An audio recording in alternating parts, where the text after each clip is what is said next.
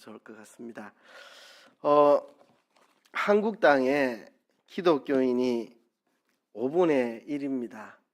거기 천주교인 빼고 이단들 빼고 다 빼면 훨씬 적은 기독교인이 살고 있습니다.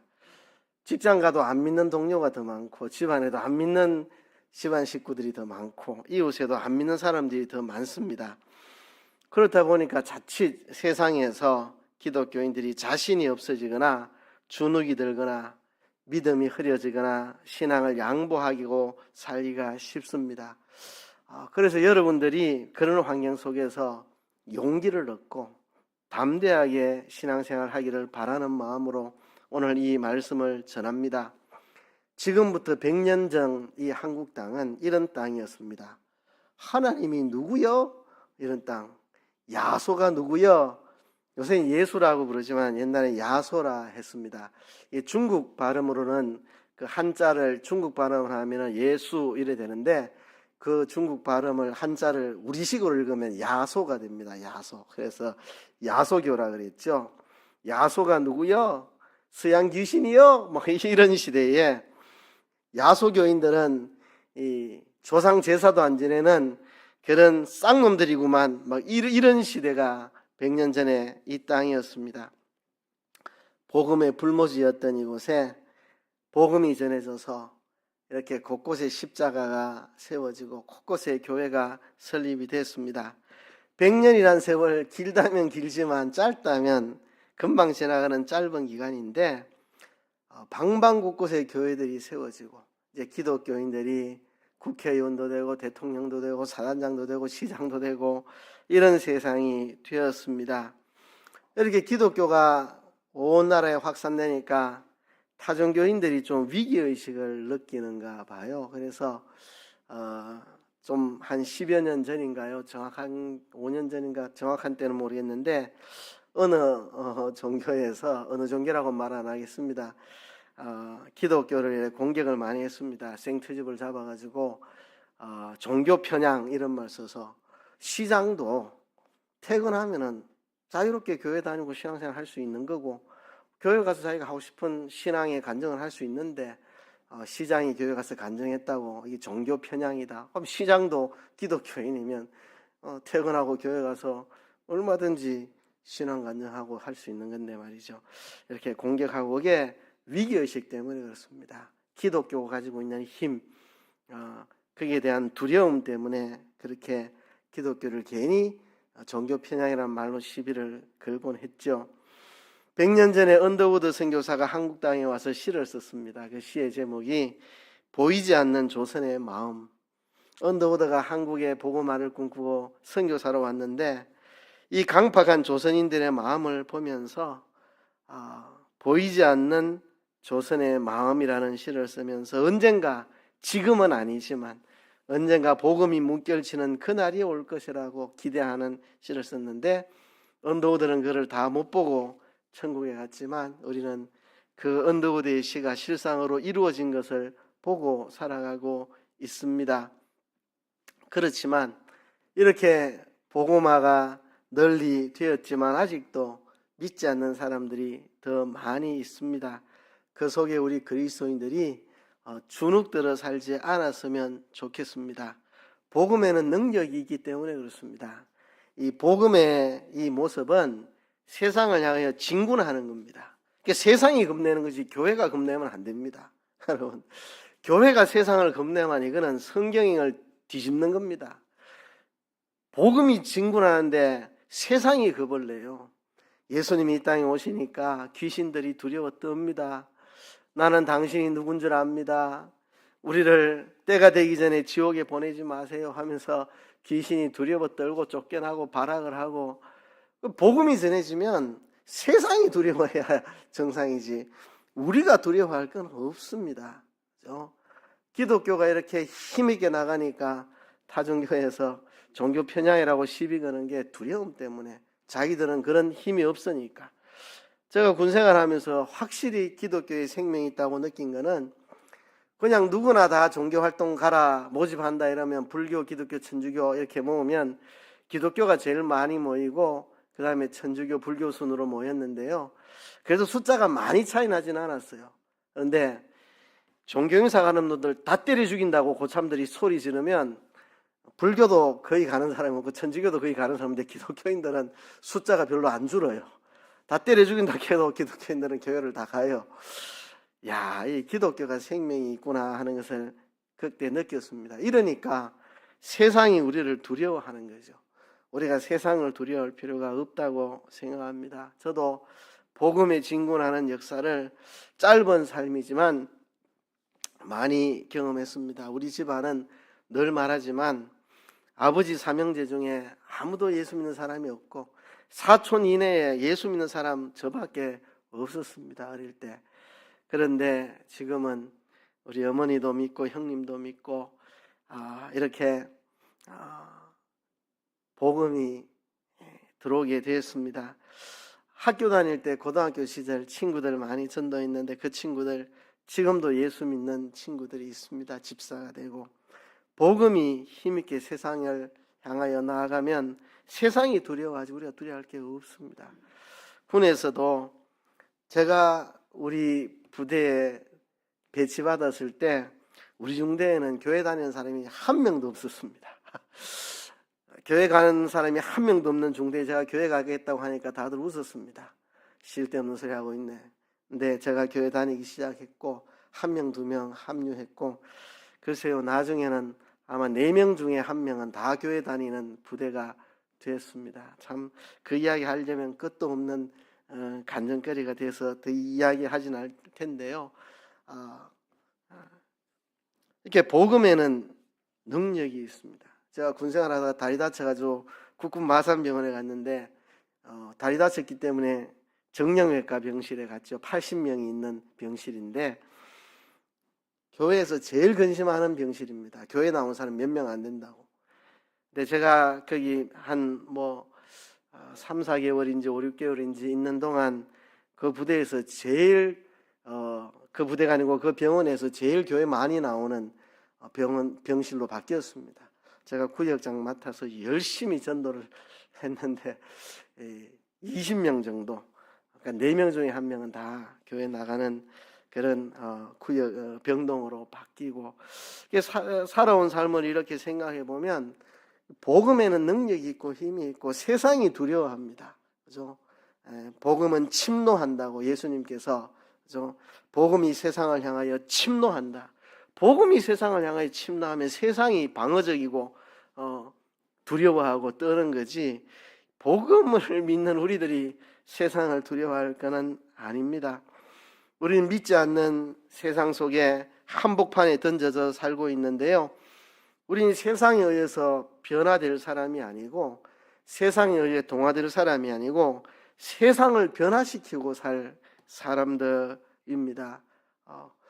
저는 제가 태어난 가정이 기독교 가정으로 많이 변했고 제가 다니는 학교 우리 반이 기독교인들이 저 때문에 늘어났고 제가 군 다닐 때는 우리 부대가 기독교인들이 확 늘어났고 저 혼자 교회 다녔는데 4분의 1 어떨 때는 3분의 1이 교회 갈 때도 있고 그러니까 복음이 힘있게 전파되면 세상이 두려워하는 거지 우리가 세상을 두려워해서 세상처럼 되려고 동화되려고 그렇게 할 필요가 없다는 것입니다. 우리 기독교인들은 세상을 변화시키면서 세상과 역류하여 살아가는 그런 삶을 살아가는 것이 우리들의 삶입니다. 세상에 살면서 우리는 세상을 축복하고 세상을 변화시키는 일을 하는 사람들입니다. 우리는 세상과 다르게 살 사람들입니다. 세상과 다르게 살아야 합니다. 다르게 산다는 게 어려울 수도 있고 때로는 핍박을 받을 수도 있고 역풍을 견뎌야 할 수도 있습니다. 그래서 다 직원들이 다 사장 욕하는데 나 혼자 사장 욕하지 않고 이색적인 사람이 되죠. 다 모여서 음담패설하고 있는데 나 혼자 음담패설 같이 안 하면 되게 이색적인 다른 사람이 되고 다 모여가지고 회사 원망불평하는데 나 혼자 원망불평 안 하면 상당히 세상 사람 눈에 다르게 보이죠. 하나님은 우리가 다르게 살아가기를 원합니다. 세상과 다르기를 원하십니다. 하나님은 세상과 다르게 살라고 우리를 이 세상에 두셨습니다. 예수 믿고 천국에 바로 안 데리고 가고 이 땅에 남겨둔 것은 이 세상의 빛과 소금으로 세상과는 다르게 살라고 우리를 이 세상에 둔 겁니다. 우린 세상 사람들에게 관찰되는 사람입니다. 세상 사람들에게 보여주려고 우리를 이 땅에 두셨습니다. 세상과 어떻게 다른지, 하나님을 믿는 삶이 어떻게 복된지, 어떻게 세상과 다른지를 보여주라고 우리를 세상에 두셨습니다. 그러니까 다르게 사는 게 우리 직업입니다. 우리 직업. 우리 직업이 뭐냐? 세상하고 다르게 살아가는 것을 세상 사람들에게 보여주는 거. 저 사람들 우리하고 너무 다르다. 다른데 가만 보니까 매력이 있다. 참 부럽다. 나도 저렇게 살고 싶다. 이렇게 세상을 향하여 영향력을 끼치도록 우리를 이 세상에 둔 것입니다. 어떻게 하면 빛과 소금으로서의 우리의 사명을 잘 감당하고 세상과 다른 삶을 담대하게 살아갈 수 있을까요? 오늘 그 답을 로마서 12장 1절 2절에서 찾아보려고 합니다. 오늘 로마서 12장 1절 2절 짧은 구절이지만 우리가 세상과 다르게 사는 방법, 세상의 빛과 소금으로 살아가는 방법, 세상을 변화시키고 나는 세상에 동화되지 않으면서 세상을 변화시키는 삶이 어떤 삶인지, 어떻게 살아야 그렇게 사는지를 이야기하고 있습니다. 첫 번째는요, 드리라고 말합니다. 드리라. 오늘 1절에 보면 그러므로 형제들아 내가 하나님의 모든 자비하심으로 너희를 권하노니 너희 몸을 하나님이 기뻐하시는 거룩한 산제사로 드리라.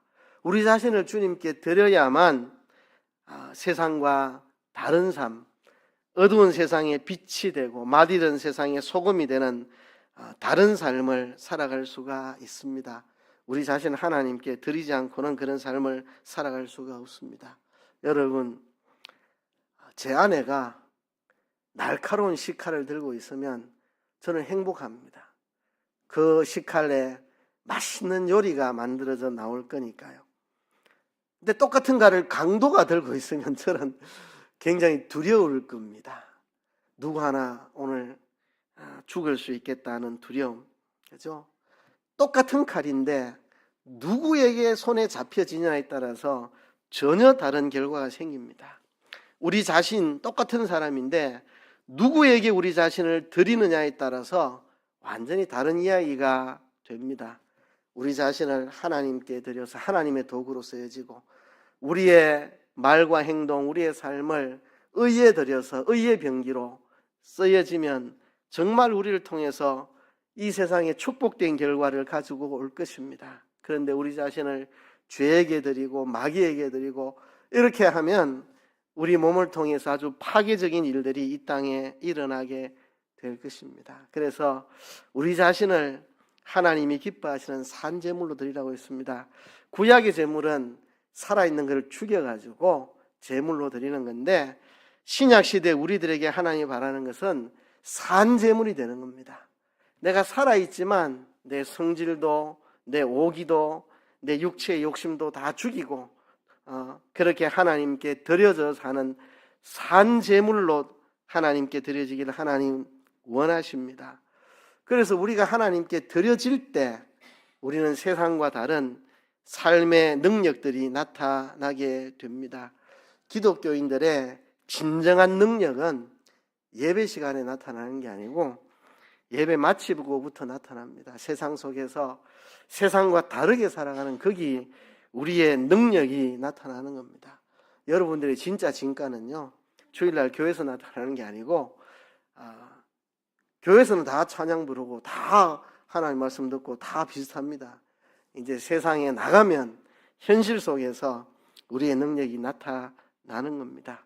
우리 자신을 온전히 주님께 드린 사람들은 주님의 손에 붙잡히고 주님의 손에 붙잡히면 우리가 세상을 변화시키는 능력 있는 삶을 살게 됩니다.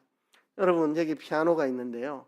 또 새로 산 이 전자드럼, 아주 멋진 이 드럼이 있는데요. 제 손에 쥐어지면 둘 다 무용지물입니다. 저 피아노 제 손에 쥐어지면 제가 뭘 하겠습니까? 손가락 한 개로 이건 칠 수 있습니다. 학교 종이 땡땡땡 이건 칠 수 있습니다.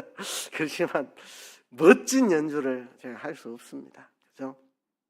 그러나 우리 여기 반주자들 손에 쥐어지면 피아노도 드럼도 멋진 소리를 내게 됩니다. 우리 자신을 주님께 드리면, 주님의 손에 우리 자신이 붙들리면 정말 멋진 우리 삶이 됩니다. 주님이 우리의 마음을 주장하시고 우리의 생각을 주장하시고 우리 입술을 주장하시고 우리의 손과 발, 우리의 행동을 주장하시면, 주님의 것으로 쓰여지면 우리를 통해서 놀라운 일들을 하나님 하실 겁니다. 세상과 다르게 살아가는 삶, 세상 사람들이 부러워하고 본받고 싶어하는 삶이 우리를 통해서 나타나게 될 것입니다. 그래서 오늘 본문에 너희 몸을 하나님 기뻐하시는 거룩한 산제사로 드리라. 우리 자신을 하나님께 드려야만 우리가 세상에서 빛과 소금으로 세상과 다른 분명한 색, 분명한 맛을 가진 기독교인으로서의 분명한 색이 있고 분명한 맛이 나는 사람으로 살 수 있게 됩니다. 두 번째는요, 본받지 말라고 말합니다. 오늘 본문에 보면 2절에 너희는 이 세대를 본받지 말고 그랬습니다. 이 세대를 본받지 말아라. 이스라엘 백성들이 허구한 날 실패하는 삶을 살았던 게 뭐냐 하면 가난한 사람들을 본받으려고 하는 겁니다. 여러분, 구약의 사무엘상하, 열왕기상하, 역대상하까지 역사서를 한번 읽어보세요. 이스라엘의 실패는 다른 데 있지 않고 타락한 가나안 민족을 본받아 사는, 거기 물들어가는, 이것이 이스라엘의 실패의 원인입니다. 왜 이스라엘을 그 땅에 두었는데요? 이스라엘 백성들을 애굽에서 데리고 나와서 가나안 땅에 심으실 때 너희는 떠나온 애굽의 풍속도 따르지 말고 들어가게 될 가나안 땅의 풍속도 따르지 말고 너희는 이 하나님의 법도 이대로 살아서 그들과 다른 삶을 그들에게 보여주라고 그렇게 하셨는데, 이들은 허구한 날 가나안 사람들처럼 되고 싶어서 그들처럼 바알신 섬겨서 농사 풍년을 맞고 싶고 그들처럼 살고 싶어서 이들이 안달이 났습니다. 가나안 사람들 아주 음란한 그런 종교의식들을 행하는데 그 음란한 문화에 물들어가고 그렇게 해서 이스라엘이 실패의 길을 걸은 겁니다. 여러분, 그래서 오늘 본문은 너희가 이 세대를 본받지 말아라. 본받지 말아라. 영어로 conform이라는 단어를 쓰고 있습니다. 붕어빵틀에 찍히듯이 이 세상은 붕어빵틀과 같은 겁니다. 똑같은 생각, 똑같은 의식을 팡팡 찍어냅니다. 세상이 우리에게 하는 일이 그겁니다. 돈 많은 게 인생의 최고야. 그런 의식을 딱딱딱 모두에게 다 찍어냅니다. 똑같은 생각 가지고 있다. 얼굴 예쁘면 최고야. 그죠? 이게 다 세상이 우리에게 가르쳐 주는 겁니다. 똑같이 붕어빵틀처럼 똑같은 사고로 찍어내려고 하는, 거기에 찍히지 않는, 세상이라는 붕어빵틀에 찍히지 않는 거, 이게 세상을, 이 세대를 본받지 않는 겁니다. 세상은 붕어빵틀입니다. 그거 찍히면 안 됩니다. 전부 천편일률적으로 돈 많아야 인생 행복하고 외모 잘나야 인생 행복하고 뭐 전부 그렇게 똑같은 의식으로 탁탁 찍어내려고 하는데 기독교인들은 그게 찍히지 않아야 합니다. 군인들이 위장수를 쓰죠. 그죠? 눈에서 전투할 때는 흰색 전투복 입고 풀밭에서 전투할 때는 초록색 전투복을 입고 그렇게 하죠. 그죠? 사냥꾼들이 사냥할 때 위장을 합니다. 위장을. 그죠? 위장을 하지 않으면 다 도망가요. 완전하게 위장해가지고 전혀 눈치채지 못하도록 하고 방아쇠를 당기죠. 그죠? 그런데요, 이게 군사 전략에는 위장술이 좋고 사냥술에 좋지만 우리 신앙에서는 위장술 쓰면 안 됩니다. 세상하고 닮아가려고 하면 안 됩니다. 자꾸 기독교인들이 세상하고 같은 색이 되려고 합니다.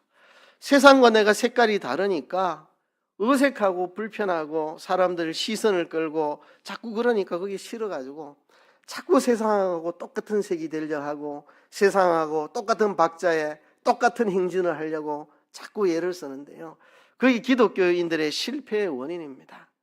너희는 세상의 빛이라 소금이라. 우리가 빛으로 두었지 어두운 세상에 똑같이 어두워지라고 우리를 둔 게 아닙니다.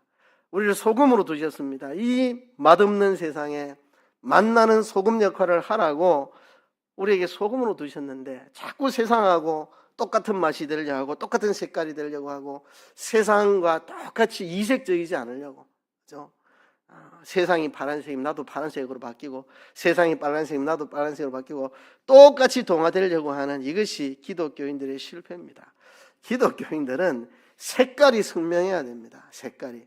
세상하고 다른 모습이 환하게 보여야 됩니다. 그 회사에서 다 똑같은 색깔인데 저 사람만 색깔이 다르다. 저 사람은 기독교인이네. 다 욕설 하는데 저 사람은 욕설 안 하더라. 다 남 뒤에서 욕하는데 저 사람은 뒤에서 욕 안 하더라. 다 게으름 부리는데 저 사람은 게으름 안 부리더라. 다 눈가림으로 일하는데 저 사람은 신실하게 일하더라.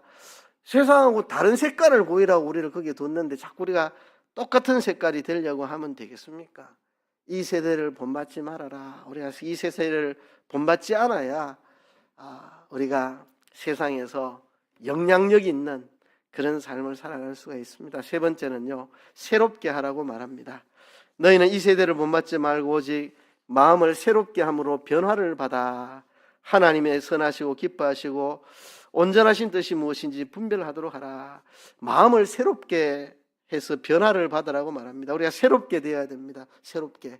생각도 새로워지고 행동도 새로워지고 말도 새로워지고 우리 삶이 다 새로워져야 됩니다.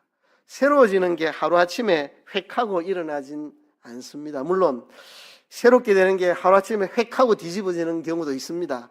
그죠? 그런 경우도 있어요. 어떤 사람이 술을 늘 즐기다가 한순간에 술을 탁 끊는 그런 경우 있습니다. 그죠? 저의 스승 중에 한 분인 양성은 목사님은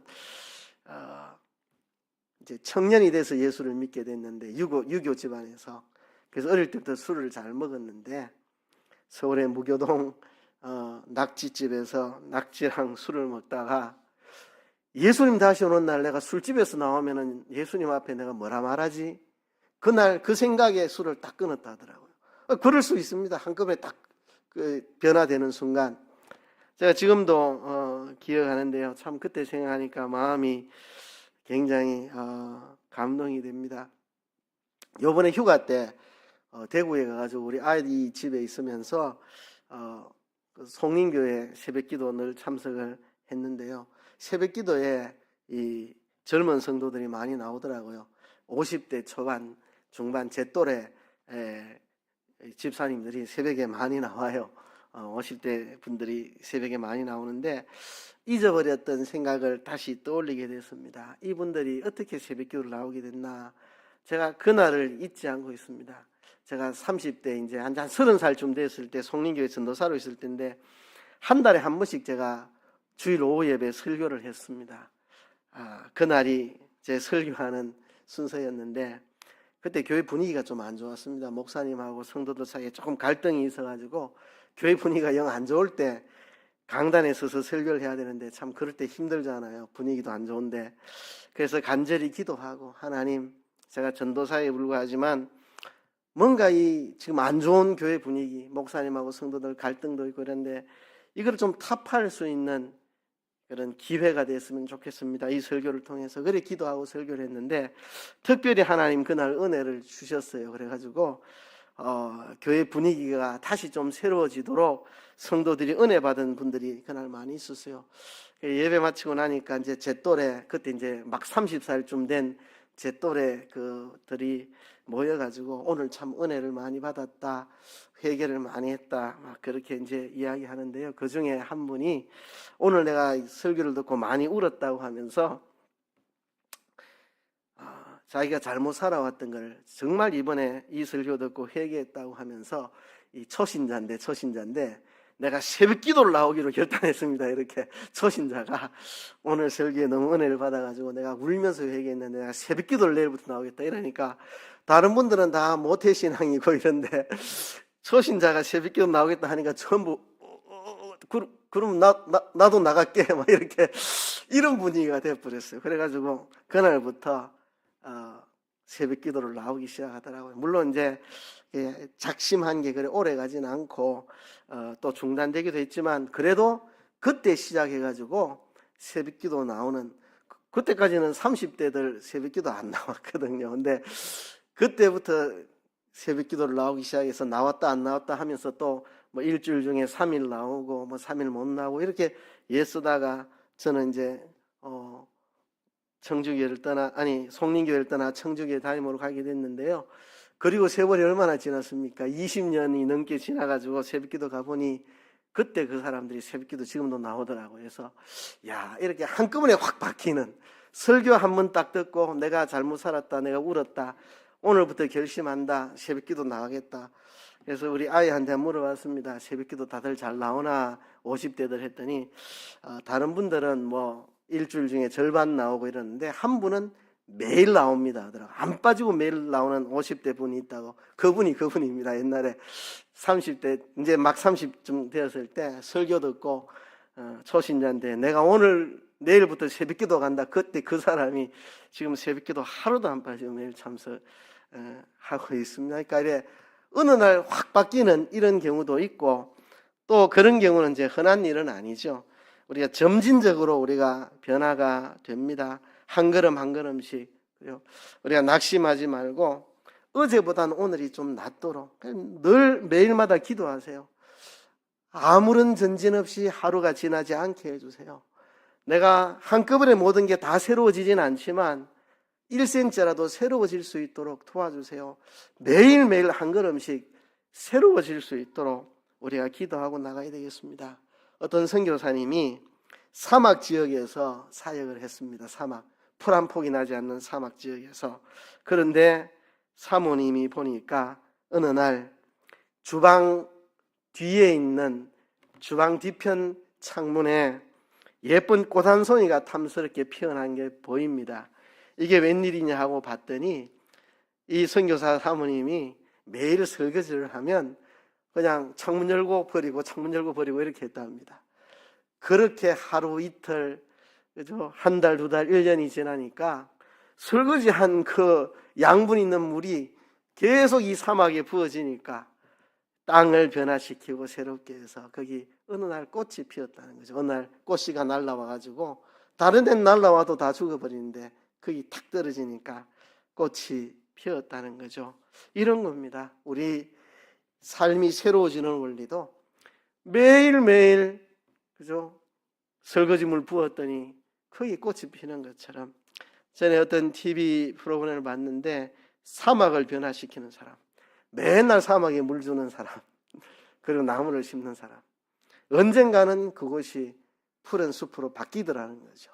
매일 거기다가 물 길러다 주고 나무 심고 그랬더니 언젠가는 그 사막이 숲풀이 되더라는 거죠. 그죠?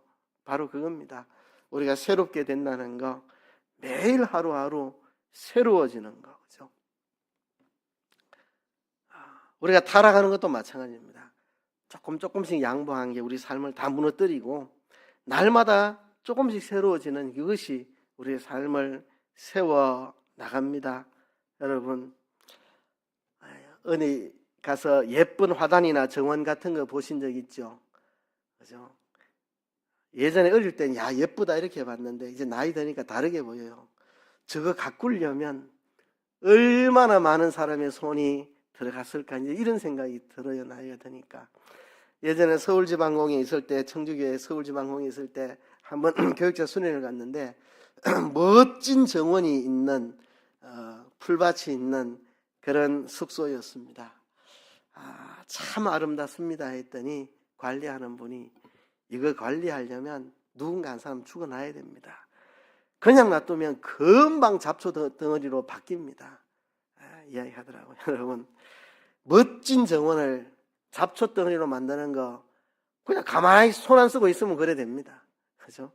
멋진 정원을 가꾸려면 끊임없이 잡초를 뽑아야 되는 것처럼 우리가 새롭게 변화되는 거 날마다 우리 영혼을 가꾸어야 됩니다. 잡초가 나면 뽑아주고 계속 가꾸어야 됩니다. 그래서 날마다 우리가 새로워져야 되겠고, 한 가지 이야기만 더 하겠습니다.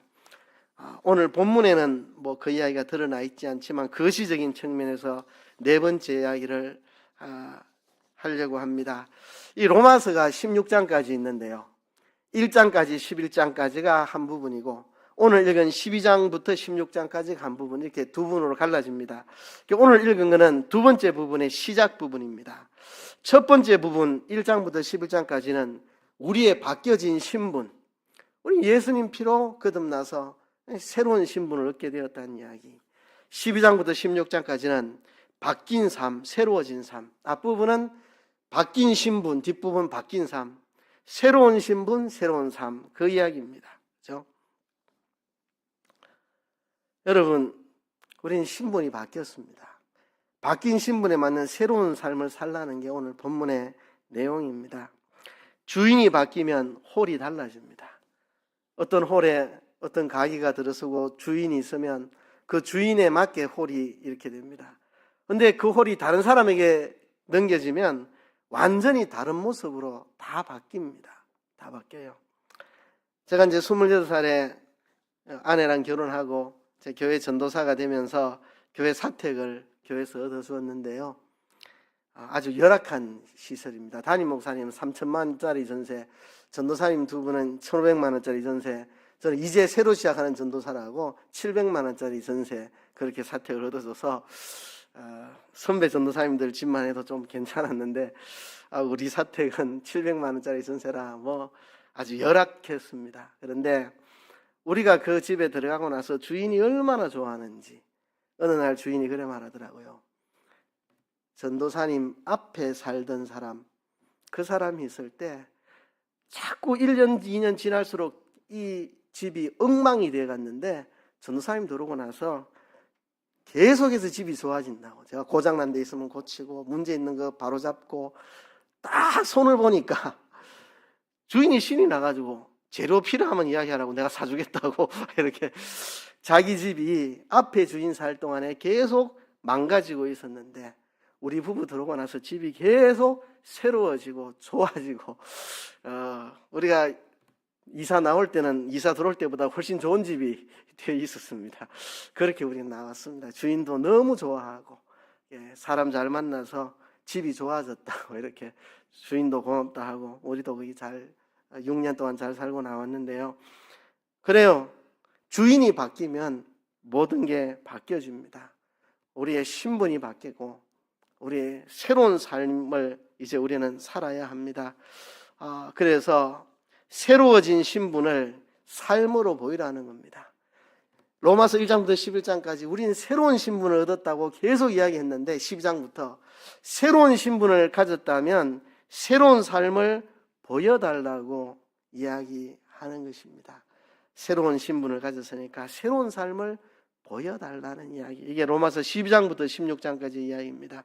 오늘 말씀을 정리합니다. 우리가 세상에서 기죽고 주눅들고 세상에 동화되고 무기력한 성도가 되지 않고 능력 있는 성도들이 되어서 세상을 변화시키고 새롭게 하는 삶을 살아가고자 한다면 이 네 가지를 기억하십시오. 첫째는 우리 자신을 하나님께 드려야 됩니다. 그 날카로운 칼, 제 아내가 들고 있을 때는 좋은 요리가 나오는 거지만 강도의 손이 들리면 무슨 일이 벌어질지 모릅니다. 우리 자신을 하나님께 드리면 우리를 통해서 하나님이 세상을 변화시키는 일을 아름답게 하실 겁니다. 두 번째는 본받지 말라는, 본받지 말라. 이 세대를 본받지 마라. 붕어빵틀에 찍히지 마라. 세상의 의식에 그대로 동화되지 말아라.